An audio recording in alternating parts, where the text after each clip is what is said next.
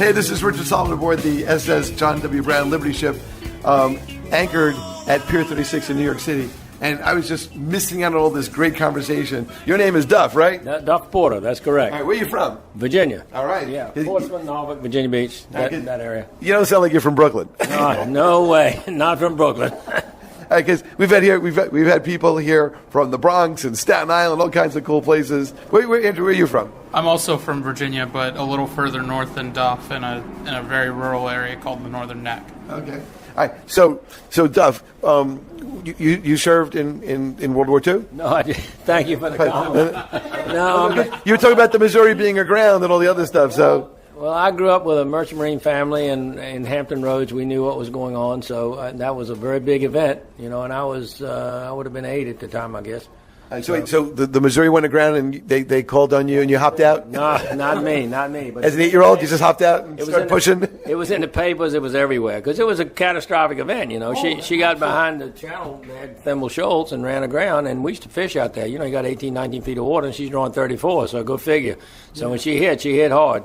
I didn't realize it took. I forgot. Took 3 weeks to. They had tugs out there and everything, and finally to get her off, they had to hold the tugs to keep her afloat. Yes. I remember that because the fellas used to come back and we used to talk about it. If they didn't have those tugs there, she would have capsized. Well, she was light. Now, they offloaded ammunition and stores and bunkers and everything to try to lighten her draft, so she could have become unstable. That may be something you might read in the paper, but I'm not sure about that. But I know how they finally got her off. They dredged all around her, and then finally that island on which she was sitting collapsed, and then they backed her out. Well, they had to wait for the tides, too. Yeah, they were working with high tides and all. Yeah, but that was an event. It was on TV. It was on papers. Everybody in Norfolk Harbor was talking about that. That was a big thing. So what was your participation with that? Because you said that your company was involved. No, I was not involved at all. But my company was the 110th Harborcraft Company, and one of the ships that was part of our company was the LT 464, which stood for large tug, which was. Could handle big ships and getting them out to sea and so on.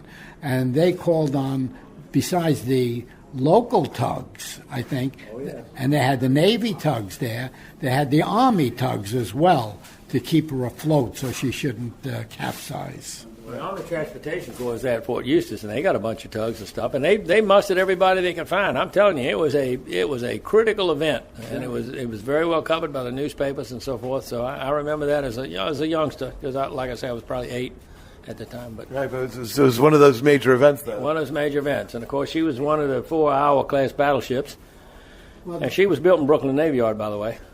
That was also the one that the Japanese surrendered on. That's correct. On 3 September 1945. Yeah, you're up on your stuff. You're good on dates. I like dates. Zip it, Joe. So you grew up in Virginia. I did. I grew up in Norfolk Harbor. All right. And then, so what did you do for high school and things like that? I went to Woodrow Wilson High School and then graduated, went to college for a year and found that wasn't a fit, and I was going to go in the Navy, flunked the physical, so I ended up serving an apprenticeship at Norfolk Navy Yard as a machinist. Okay. And I had a 35-year career in Norfolk Navy Yard working on ships, made a living with ships all my life. My dad was a merchant mariner. My son's a merchant marine deck officer. So we've kind of got web feet, the whole crowd. So did you work at a Newport News shipping? No. Norfolk Naval Shipyard. Because Newport News had a lot of right across the river, right across the James River. And they were big builders during the war. They're a very good construction yard. In fact, that's the only yard in the United States that can build a nuclear carrier. So they are very unique in that. Are they still active today? Oh, yes, indeed they are. In fact, their stock's doing very well. and they vie between Electric Boat in New London or Groton to build submarines, nuclear submarines. So Newport News builds some and Groton builds some, but Newport News is the only one can build a carrier, nuclear carrier. Because we went into Newport News. We went for every time we got some time off. We went into Newport News for Liberty. So that's the story of my career. And then I retired, and I've been retired 17 years. All right, but somewhere during that retirement, you got acquainted with this vessel. Otherwise, I wouldn't be here with you today. Yes. Oh, yes. Well, I took her matron voyage in 1991, and that was at the behest of a good friend who was involved almost from the outset when they got the ship in '88. And he kept talking about it because I was working, traveling a lot, so I couldn't really become involved. But he said when the matron voyage came, he said, "Hey, I got 2 tickets. You got to go. Bring your son." So that's what I did. And when I came on the matron voyage, I got hooked. And so as soon as I retired, I got my papers back in order, and I shipped on as part of the operating crew, and here I am. So what do you do on a day-to-day basis? On the watch bill, I'm usually an oiler. But I have ratings for fireman, water tender, oil, and all the stuff below it. So, yeah, it's been a wonderful experience. I've enjoyed it. So, do you go to Baltimore often? Yes, a number of times a year, and it's 234 miles one way, so you got to love it. Do you go by boat or car? No, I drive up and usually stay on the ship, so it works well. And I'm up here a lot. And when I first came aboard, there were 4 machinists. People that had been trained as machinists, and I'm the only one left. So that's the only downside. I open my email and I see where another shipmate's passed away, and that's tough. Other than that, it's a great, and you constantly make new friends. So yeah, it's been wonderful. I've really enjoyed it. Are you involved in the recruitment and training of new machinists? Not now, not actively. Do you have a minor league? Anybody in the bullpen? No, not really. I've got a grandson coming along. My son's not interested, and my grandson may. I think at this point, because he's 3 years old, it's hard to tell. But I have a big machine shop at home, so he has all the accoutrements for training. All right. So I'm breaking him in. What are your most favorite experiences on this vessel? Oh, golly, we could write a book about that. That's why I have plenty of tape. The matron voyage was exciting. I really enjoyed that, and I made some new friends and renewed a lot of old friendships. And secondary to that, we've been to Portland, Maine. That was a nice trip. Enjoyed that. But everything is a wonderful experience because I'm dealing with everybody on the ship's a volunteer, so we all here because we love it. Nobody's getting money or anything. And not only that, people that don't affiliate with a ship and become part of its regular crew don't realize it's another family. So that's the upside of it. And I come up here and I see old friends that I don't see any other time except when we sail on the ship. And so it's good. Every day's good. I'm fond of saying I've never spent a bad day on a ship. Some have been worse than others, but most of them have been very, very good. Always a good day on a ship. All right. Well, that's great. I appreciate that. That's my story. I'm sticking to it. That's right. So, did you ever have a bad day on the ship? No, never had a bad day on the ship. All right. We'll be back. This is Richard Solomon taking care of business.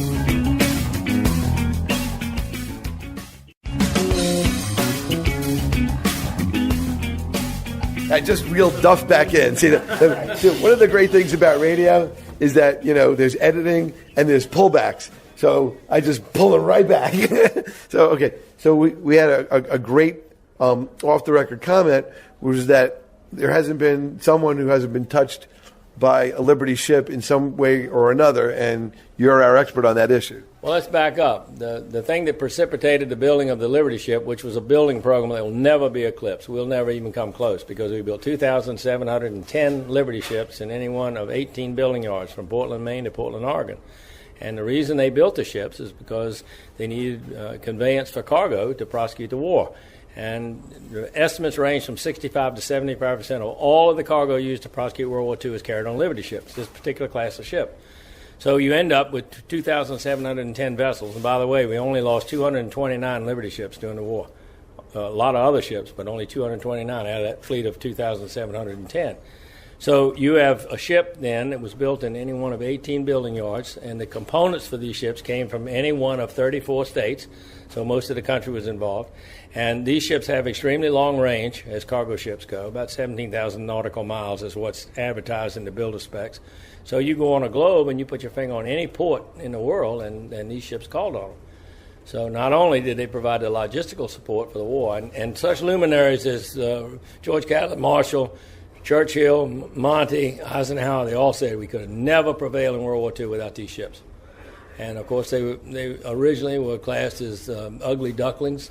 And if you look at what we're building today, there's nothing ugly about a Liberty ship. They're absolutely gorgeous, aesthetically pleasing to an old guy like me. They're pretty, because everything today is strictly utilitarian. Clean lines. Clean lines, right. But they're good ships. They are, from a naval architecture standpoint, they're stiff, which means that they have a high rightening moment, so they roll a little bit. But it's hard to sink one unless it breaks in two. And they did have some incidents with that, about 1,100 cracking incidents across the whole fleet. But they found out what that was. They thought initially it was welding. And that was a big problem because here you got a fleet of 2,710 ships, and they're subject to cracking. And so the Brits were concerned, we were concerned, both conducted independent surveys, and they finally found out it was stress concentration. So you have stress notches, stress rises in 3 areas. Is that from overloading? No.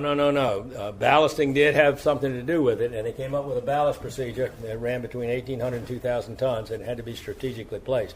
But if you look around the ship, the hatch corners are square. Particularly number 3 was vulnerable because it's right midships, and there's a lot of loaded midships, a lot of racking. So they would crack based on that corner because you don't have a square corner, and that crack would propagate across the deck all the way down the deck edge. Virgin plate. They thought it was welding, but it would cross plate, welding, the whole deal. It didn't make any difference except a riveted seam. Once they got to a riveted seam, they'd stop. Now, these ships were built Bethlehem, Fairfield, and Baltimore. And Bethlehem was given the latitude to rivet because it was a steel company. They were bridge builders. They had a bunch of riveters. So they elected, and Bethlehem Fairfield was the only shipyard of the 18 that did this. And they welded the butts and riveted the seams. So you have a crack arrest at every seam, and that's the longitudinal seams on the ship. So of the 384 built, they didn't have any cracking incidents with the Baltimore ships. But they finally arrived at those stress concentrators, which were the forward hatch and also the deck edge combing. You have a combing around the deck. And where you see that up, they cut out for the accommodation ladder. Well, when they cut it out square. Well, guess what? You have a square corner in each way. So look at this one when you go off, and you'll see where that has been radiused. That was a retrofit because this ship was built in 42. So they would go back and take a torch and radius that out to eliminate the corner. And then in 43, August of 43, the Coast Guard came up with an accepted fix for the square hatch corners, and that was a radius bar in the corner of the hatch. And if you go to the tween deck, you can look up and see it. It's got gussets behind it, and it's a radial bar. And I have drawings for that, and it was approved in August of 43. So after they retrofitted that, and on the new ships, they did not cut the deck edge. You had to step over it. They figured, you're 18, 19, you can accommodate that. So that's what they did. Didn't cut the deck edge, put the bars in the square corners, and that just about did it. And some of them, they fitted a waist strap, which was an 18-inch wide, 1-inch thick plate, and they riveted that about 180 feet long midships. And they could actually do that. They could, in a good shipyard, they could put that on in 24 hours. Yeah, I would have used chewing gum. No, they rivet them.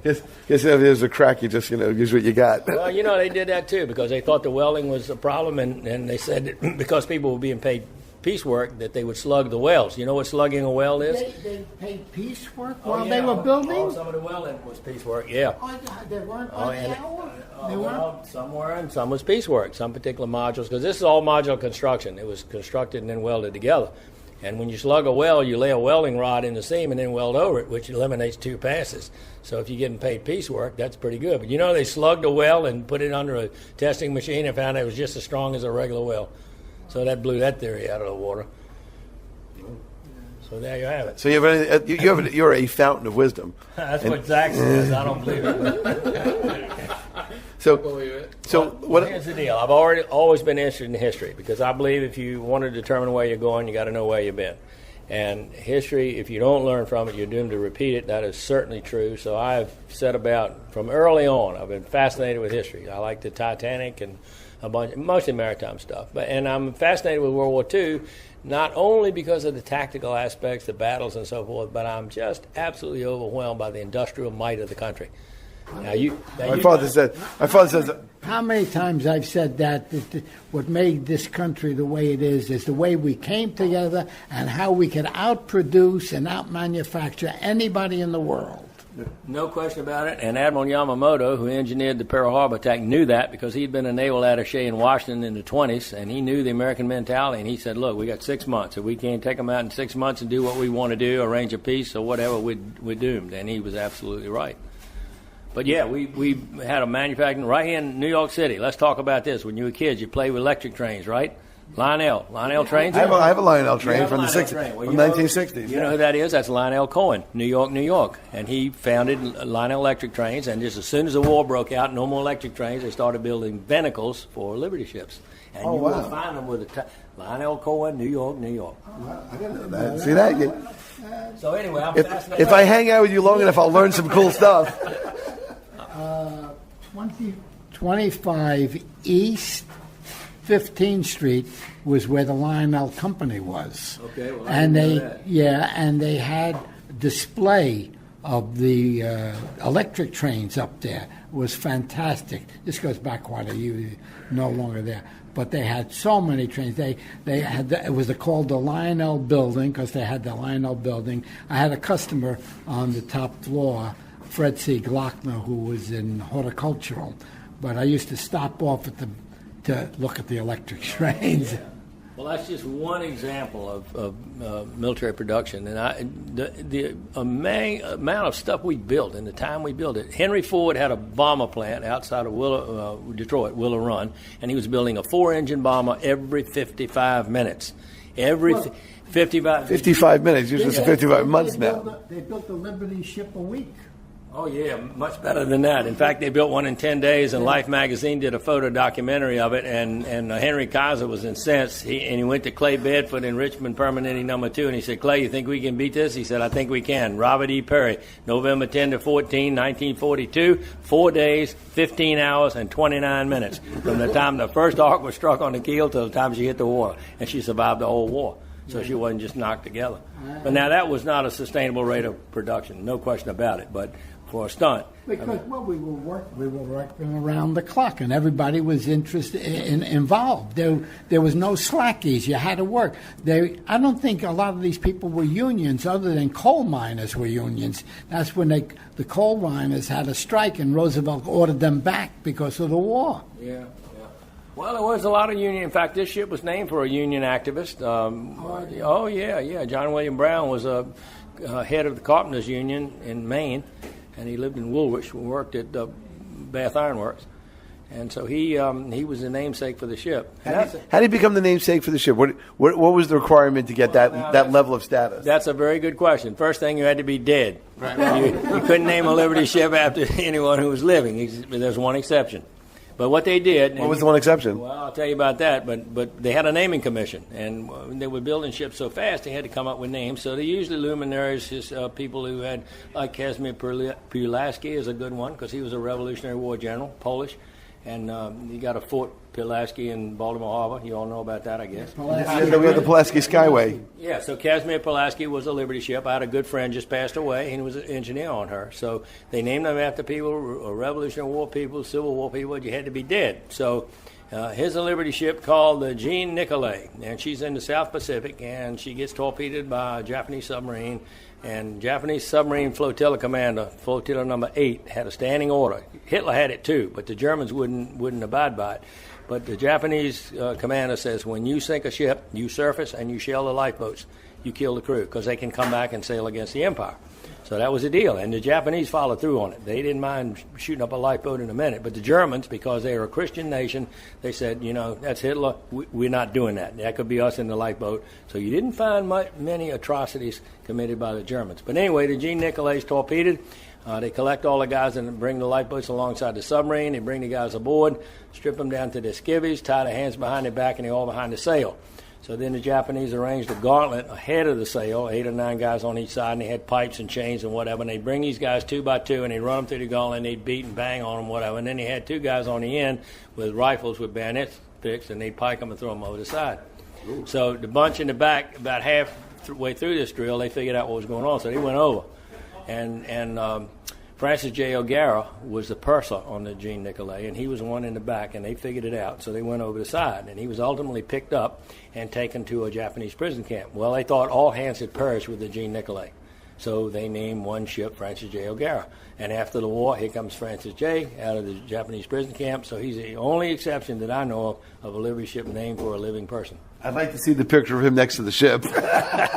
So there you have it. Wow. But it's a fascinating story, fascinating. You watch the military channel much? I don't get the military channel. No, you don't get the military? No.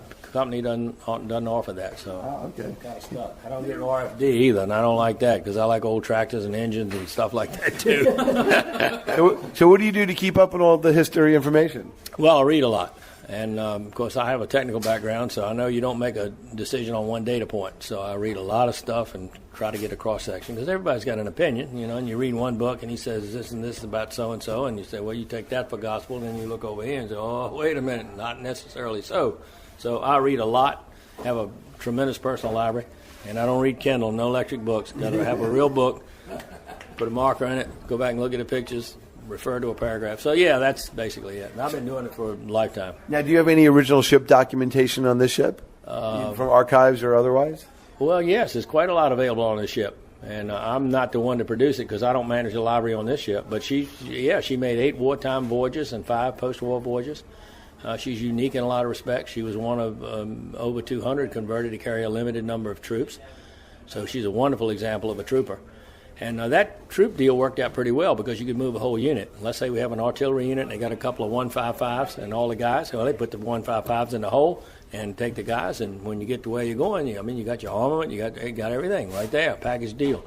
So that worked very well. Was the Henry Gibbons a Liberty ship? Henry Gibbons, I'd have to look. I don't keep them all in my mind.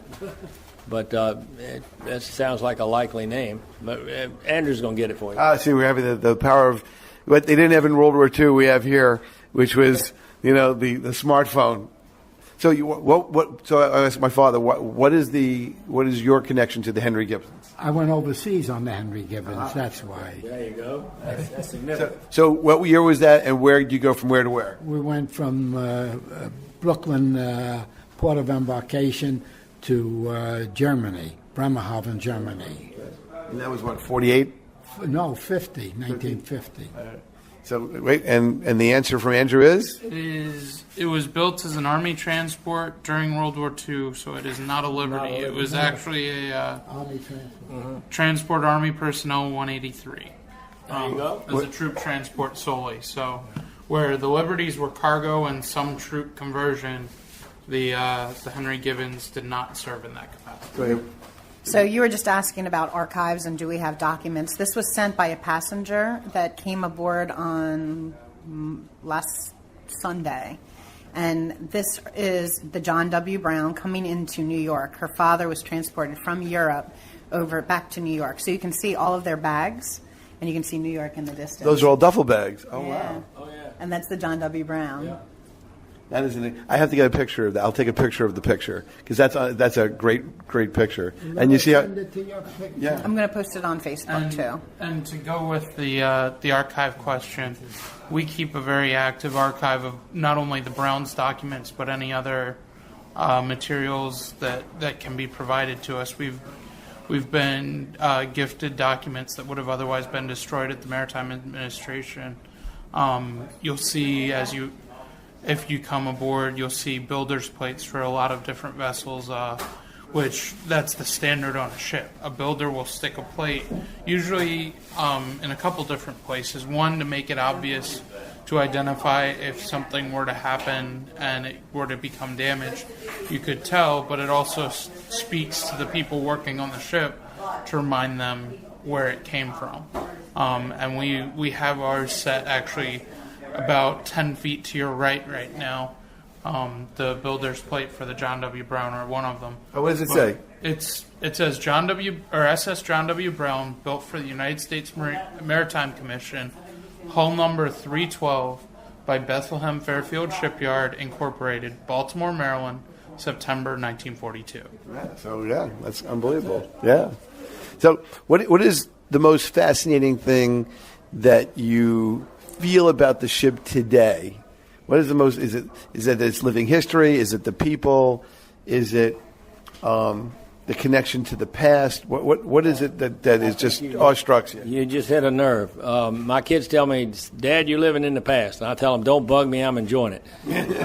I was born during the war, so I have a pretty good bench line of the way things were, and there have been a lot of changes, some of them good, some not good. My dad, who was quite a sage, born in 1894 and a merchant mariner, he told me one time, one of the most important distinctions you'll ever learn to make in this life is the distinction between change and improvement. They're not necessarily synonymous.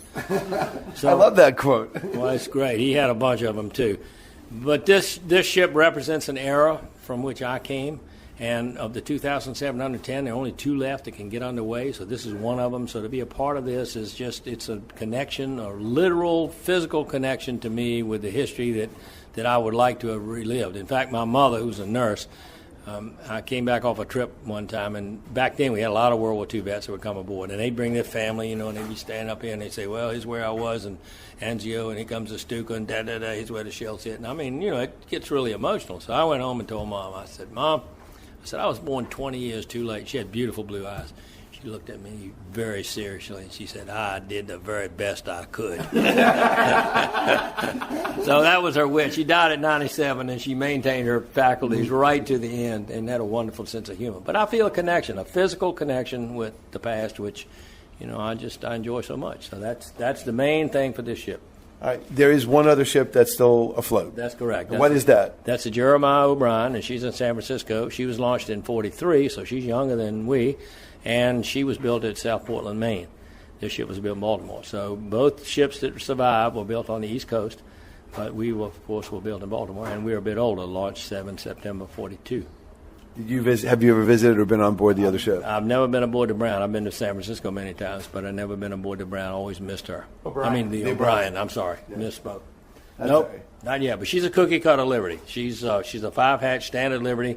If you look on our boat deck, we have an additional house which now houses the generators, but that was armed guard quarters, because when you have a troop ship, you have extra armament and extra armed guard. So they added that shed. But on a standard Liberty ship, on that boat deck, after the engine room skylight, there was nothing except a coal bin and a potato bin, because we kept potatoes on the upper deck, and they fired the galley range with coal. So you had a coal bunker there, and there's a hatch behind the house, and the mess man would shovel coal down, and the bunker in the galley was where the refrigerator is now. So O'Brien is, in that regard, she's a cookie cutter, 43 Liberty, all welded, besides a riveted reinforcement. Same engine, same everything. Now, we were built, of course, by Bethlehem, so we're composite construction, and we've been converted. So, yeah, you have the best of both worlds, really. Well. And there are several others that are still around, I think, and people ask me how many Liberty ships are there, and there are probably about 6 or 7 that are still in various stages of decomposition. The James Longstreet was a Navy target in Cape Cod Bay, and she shot up pretty badly. Last time I was up there, you could see the stem band, but I think most of that's been gone now. And the Davy Crockett was a lumber barge. She sunk in the St. Johns River. The last one built, the Albert M. Bow, which was launched on 26 September 45, became a Kodiak, cannery in Kodiak, Alaska. They dredged a gut and shoved her up in there, put doors in the side, and she's basically a building. But you can still recognize some of the superstructure. That's the last one built. The first one was a Patrick Henry, built right here in Baltimore. Oh, we are in New York now, but in Baltimore. Right. Wow. Patrick Henry. That's. Yeah. Do you have any archive of the naming commission notes? I have every one of them and a biography of every one. Were any of the names that didn't make it, like or the B list? Well, I'm not sure about the B list, but I certainly have the A list and the biography, and there were, I think, 18 named after prominent black individuals, and I think 180 were named for women. There was one name for the American Library Society. So, they were really scratching for names. And as I say, I have a biography of each one. Didn't they also do the, I can't remember if this was a Liberty or Victory, the stage door canteen? Yes. And then the SS USO? Yes. Both of those were Liberties. Now, the Victory's a different class of ship, and they came along. First one was launched in February of 43. So they built 536 of those. 2,710 of these. So the Victory was less in quantity, but it was a more utilitarian ship. It was a geared turbine drive. The little one, the 6,000 horsepower, had a service speed of about 14 knots. This one has 11. And the 8,500 horse Victory had a service speed of almost 17 knots. So they had a lot of utility after the war. Moore McCormick had a bunch of them. They used to call on Norfolk all the time.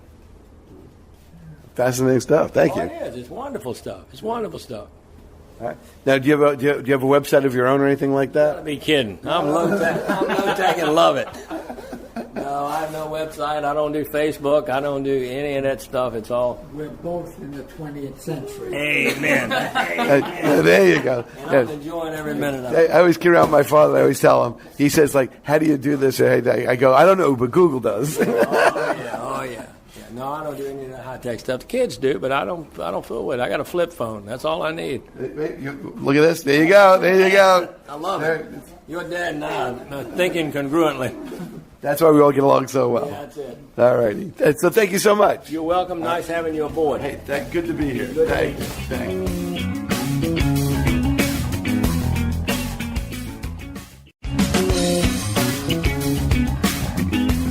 Hey, this is Richard Solomon aboard the SS John W. Brown Liberty ship, anchored at Pier 36 in New York City. So where are we? Okay, at this point we're up on the flying bridge. It's an open air section. It could be referred to as an open bridge or a flying bridge. It's generally one level above the main operations, the pilot house or bridge deck of the ship. On our ship it is directly one level over. It's got an open steering station with magnetic compass, a gyroscopic compass, a voice telegraph, as well as an engine telegraph to send signals down to the engine room.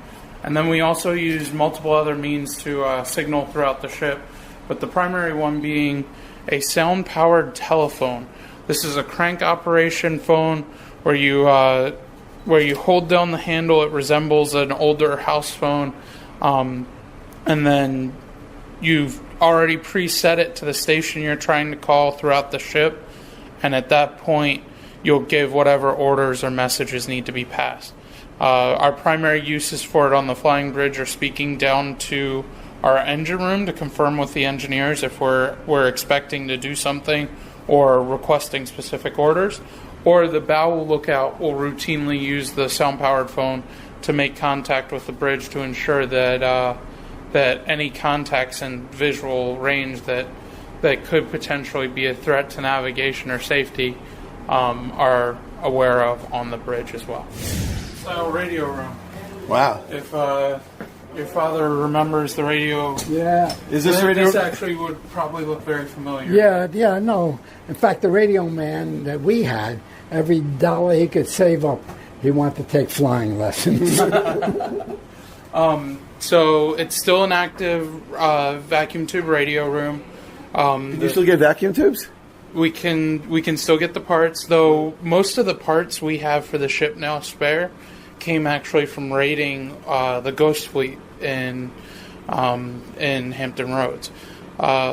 Something that I'll bring up a little later is something Duff was talking about getting involved with the ship while it was down there.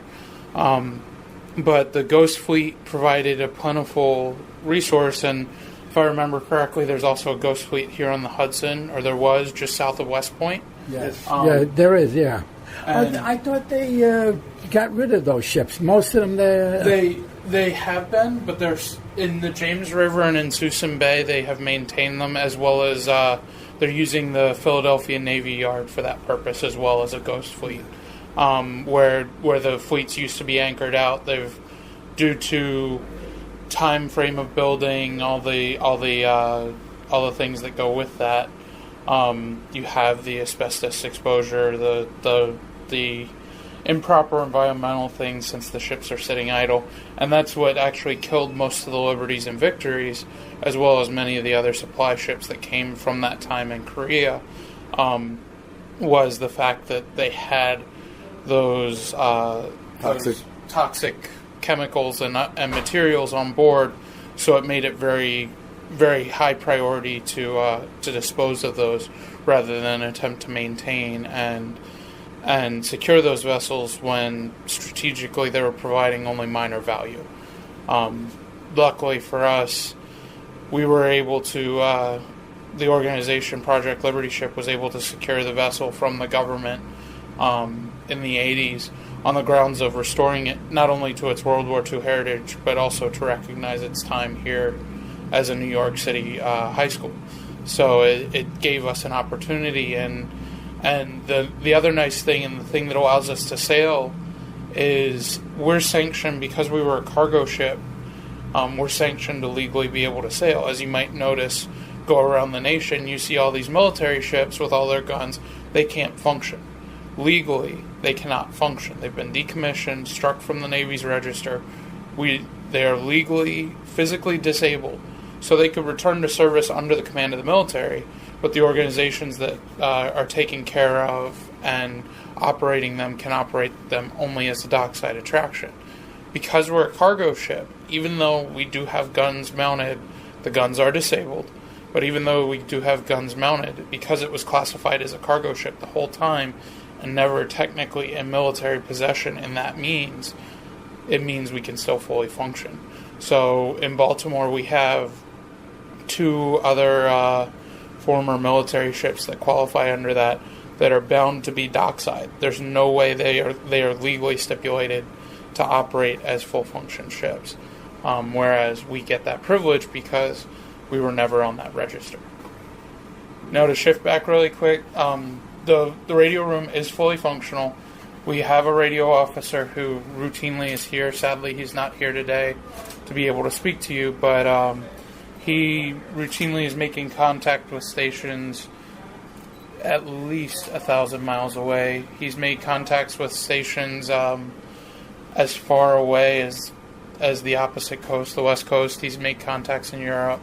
And it's one of those things where when he contacts the other historic vessels, the museum vessels, whether it's a decommissioned military vessel or another cargo vessel of some kind, most of their radio structure has been moved off the ship into a stationary site. Oh, okay. But because we're still a fully functional ship, we still have the operational systems here. And do you use them as part of the navigation of the ship? Not as part of the navigation. We have updated that, and as we step onto the bridge and the flying bridge, it'll become more obvious that that's the case.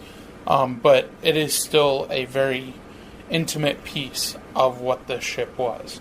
And it's one of those things that there's nothing like it. There even when it is something kind of like it, it's still not like it. So it's one of the things we're very proud of, and actually, as I say, you all are privileged enough to be able to step in here and see the whole structure rather than just look from the door like our general guests are. I am honored. Thank you. One thing I like to remind people, and you'll notice as you all are joining the ship, your father probably fully remembers this. The maritime world, there's no space for stairs. So everything's a ladder. Even if it looks like stairs, it's still a ladder. It's a much steeper angle. So it's a very different experience, and I'm sure it's something that you're both recognizing. It's a slightly different movement. You're using both hands, or at least using one hand, and you're moving a lot faster just because it's not that patient pace that stairs offer. And as we've made our way up to the flying bridge, which it's honestly where I like to start people seeing it. This is kind of the image people get of a ship.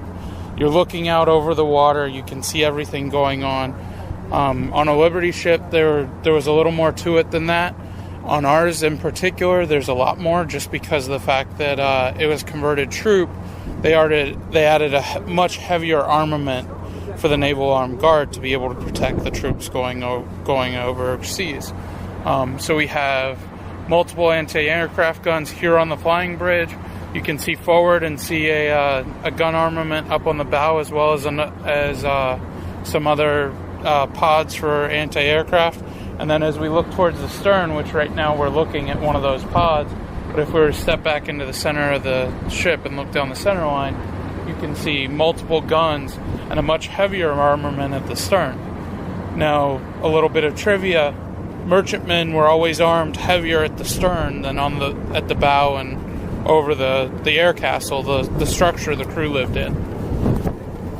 The reason for this is not because you would be able to shoot from both ends. It was because the ship can always move fastest when it's going forward. The propellers were always pitched to be going forward, not reverse. So if a submarine comes, or even a merchant raider, the captain's orders and the convoy's orders even was to turn tail and run. because you put your heaviest armament at the stern. You still have a chance of getting away, but you're turning tail and put your strongest chance of fighting them off directly at the angle where they actually have a chance. Okay, so where are we now? We've just moved down to the bridge deck here on the John W. Brown.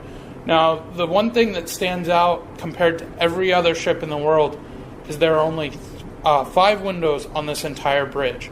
None of them are larger than your average poster. 3 of these are directly ahead of the helmsman station, and then 2 are in the side doors that would allow access to the bridge wings. This still allows the visibility available to the watch officers and the pilots that would be on board to help ensure that the safety of the ship's movement. But the helmsman only had these 3 windows to look through, and in wartime, when they would sail indoors, generally in the North Atlantic or in storms, all they were looking at was straight ahead at the next ship in the convoy. That was their marker. They weren't looking around to see everything else around them. Nowadays, as we're operating the ship more commercially and without a general U-boat threat, you never know when one might pop up, we tend to prefer to operate from the flying bridge due to the greater visibility. But you see a lot more instrumentation. There's a Sperry-style radar, the heavy World War II radar that would have been provided and was provided to this ship once it became a troop transport. There are 2 gyroscopic compasses here. One is relatively new, recently donated. The other one is the original system the ship had, and then a magnetic compass. Similar to the flying bridge as well, we have sound tubes. One that goes directly up to the flying bridge, so you can communicate with a lookout there. You have one that goes down to the engine room, and then you also have an engine order telegraph as well as a sound-powered phone that can accommodate messaging. The ship also has Vhf radios. These are the more common maritime band radios that you see on vessels from 5 to 12,000 or 1,200 feet long that are now commonly used as the maritime operations channels. I noticed that. Pardon me. I noticed that some of the Kilo Hotel Juliet Lima is in the radio room in here. What is that? That's our call sign. So much like your local TV or radio station has a call sign, ships are also given a call sign. We're registered radio stations within the FCC. The fact that we have a 4 numeral alphanumeric call sign signifies the time that this was issued. This was in the early stages of the FCC, the Federal Communications Commission. So there weren't so many ships, TV stations, radio stations that you couldn't have a 4-digit call sign. Now on the vessels I work on professionally, I tend to see 5, 6, 7-digit alphanumeric digit call signs. So it's a statement of how that fits into the scheme of things. And as you pointed out, our call sign here is Kilo Hotel Juliet Lima. One thing you'll also notice you might have noticed when we were on the flying bridge, is we were flying alphabetic flags, but 4 in particular that were sitting right in front of the helm station. That's telling any other vessel that can physically see us, our call sign is Kilo Hotel Juliet Lima. If they don't know they're speaking to the SS John W. Brown and they call that on the radio, we'll instantly pick up on it and respond as the SS John W. Brown radio station, Kilo Hotel Juliet Lima. How come they got right instead of starboard? So in the maritime services outside of the military, so the merchant marine, there is actually federal legislation that says in United States waters, all orders will be given as right rudder or left rudder. Because what happened was you would have helmsmen that wouldn't respond properly to starboard or port.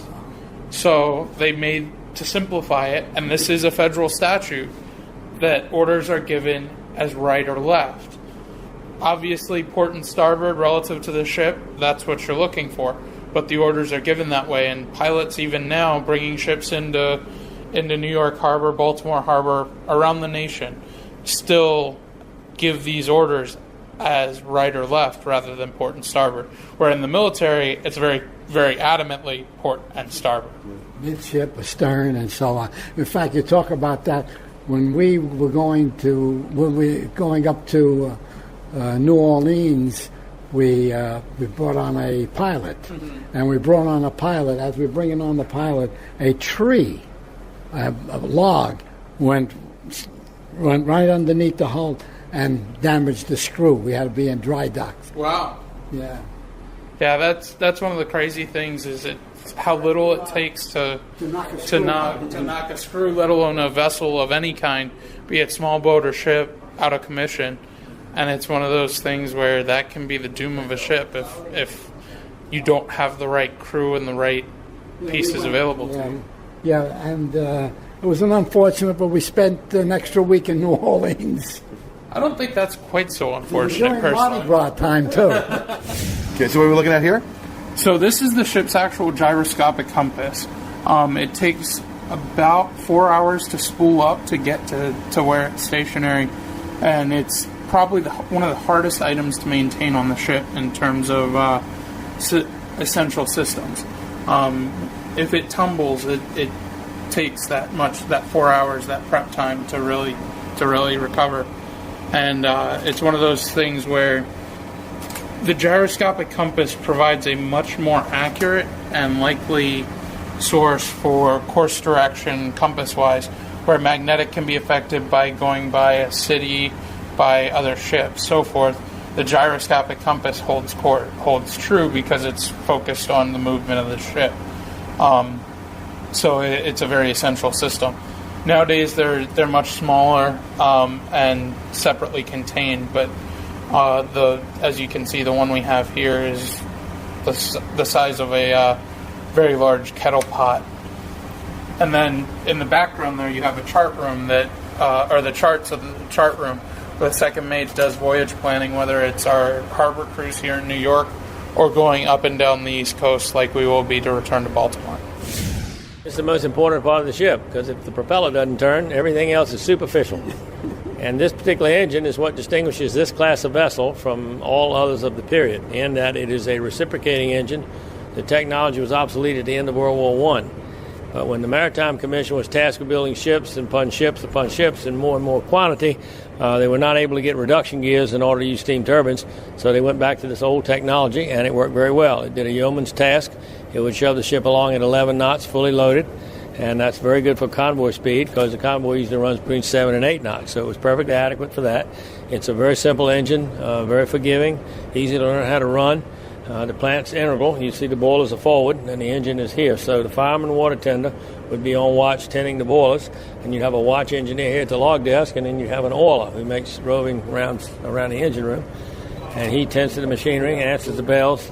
The watch engineer is in charge. He logs the bells in the bell book, and the fireman and water tender keeps up with the steam demand. So that's essentially the engineering plant. Now you have auxiliaries that are necessary for this. For instance, this is a forced draft fan, and this provides combustion air for the boilers. Oh, okay. So it's ducted under the floor plates, and then on this flat above you came down, there's 3 DC dynamos, and that was the original ship's power. She had no AC power, it's all DC. So the boilers are forward, other auxiliaries on the other side, and you amidships, and you have about 160 feet of shaft to go back to the propeller. It's direct connected, so if you want to reverse, you got to run the engine backwards. There's no clutch, no disconnect, nothing. It's all connected. And of course, when you were in the war in a convoy or sailing alone, if you got hit, usually the guys in the engine room didn't get out. There's 5/8 of an inch shell plating between you and the ocean, and you got 3 guys on watch down here. So usually when you were torpedoed, that was the most. I mean, they got bombed too, but when you got torpedoed, you had the original breach. The sea rushes in, the torpedo explodes. You have steam lines carry away, so you can't see into space. You have oil and fire, so usually there was a conflagration. So it was pretty tough on the guys here. There are escape trunks, one forward and one aft, but usually That's it? no, that's a ventilating truck. Okay. No, it's against the bulkhead, but it's usually they didn't get out. And I got buddies that sailed, and I asked him, "Do you worry about it?" I said, "No, you can't worry about it. You come down, stand your 4-hour watch, and you go back up. You hope you don't get hit." That's it. Best you can do. Thanks, Doug. Thank you. You're welcome. So before we end, let's talk about the younger members of the crew and the future crew members on the horizon?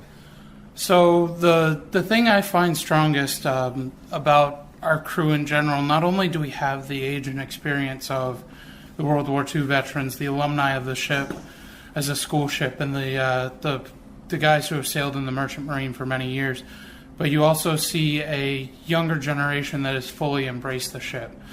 It's one of those things where in a society where everything's very new and almost disposable. Yep. You see a ship that was designed to last 10 years, meant to last 6 months, but really if it made one crossing of the Atlantic or the Pacific, the government said, okay, we got our money's worth, we're not worried about it anymore. We'll keep using it, but we're not worried about it anymore. Here, 74 years later, that's a whole different scenario, and now we're fighting for a much younger crowd to be attracted and pulled into the ship. We're very lucky in the sense that we had members who brought their kids, or kids have found their way aboard the ship through scouting and through other programs, to where we've produced kids who started between the ages of 8 and 15 that are now licensed unlimited oceans captains, who one in particular, Captain Ben Lyons, was the one who brought the ship into New York Harbor here. Sailing as chief mate is another one of those that started as a youngster on the ship, which is Elena Bassiano, and she sailed as chief mate, bringing it in. You also have her older sister who met us here coming into New York Harbor, who was the Sandy Hook pilot, Captain Karen Bassiano, who brought us in. And as you look, there is a younger generation throughout, even some who are just in or just out of high school, who are getting involved. There aren't as many, and it's one of those things that will continue to fight the battle to keep bringing young people in. But the strongest chance we have for success is to get a young group involved enough to where we can still operate the ship, and then not only that, transitioning the ship while still preserving and conserving the history and the ship as it is, finding ways to draw young people towards the ship.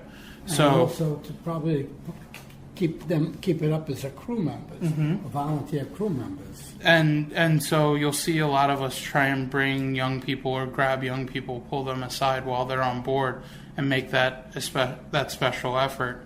One thing when we're not with the ship, when we're in local community events and so forth, one of my lines is I'll find like an 8, 9, 10-year-old and say, did you know you can own a ship? Because every member of this organization is an owner of the John W. Brown. And that it gets a conversation started. And as so many people know out there, that's all it takes, is one person with the right conversation and you have somebody for life. And like I say, we've got several unlimited tonnage masters that started as children on this ship. You tell this organization that 10, 15, 20 years ago, they probably would have been like, that's hopeful, but not likely. Now we're in a scenario where that is really the case, and the ability to do that really blows my mind in some ways, because you get these kids essentially starting between the ages of 8 and 16. You have to have the right access. The parents have to want to be involved, but at the same time, you can very quickly scale that child into a very strong young professional, whether it's in the maritime industry or otherwise, and still support the ship. And we're privileged that so many have been able to do that, whether they're SUNY maritime grads out at Throgs Neck or Kings Point grads. We have 2 individuals that I know of that are at Great Lakes Maritime right now. We've had officers sail from Galveston, the Texas A&M Galveston Maritime Program. Mass Maritime has provided officers for us. So it's one of those things where there is that scope, and the great thing about being here is you're exposed to it. All right, well, I'll do my part to carry that message forward. So I thank you for an incredible tour, incredible knowledge, meeting some great people, and preserving history. Thank you.